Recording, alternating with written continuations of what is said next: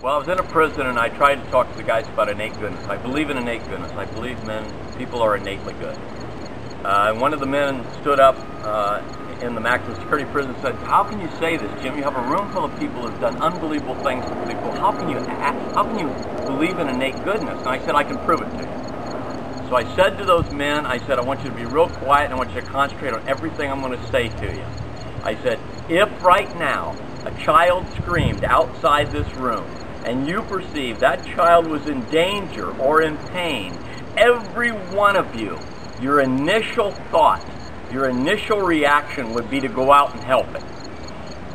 And I mean, a guard told me later, he said, "I've been a prison guard for 30 years. I've never heard a group of guys get that quiet." And they just stared at me. And the guy in the front row started raising his hand and said, "Well, what about?" And I said, "No, not procrastination. Not what you say later, like it's not my child. I'm talking about your initial reaction. That proves who you really are. The rest is procrastination."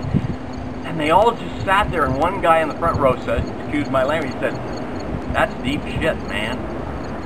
And I thought in that moment, and so it isn't that reaction that day, but I received over 100 letters out of a 600, and some of these guys wrote the first letter in their life out of prison and said it changed everything for them. Now you wonder what it changed. When society tells you're born in evil, you're evil seed, that's why they have all those tattoos with Satan and evil. They love that. It gives them an excuse to work against their nature. But if I can convince them, through the example I just gave you, that they are born in innate goodness, they are striving towards innate goodness all their life, innate goodness is still talking to them all their life, I can get those men to suddenly be responsible, or women, responsible for their acts, because they are innately good. I believe that.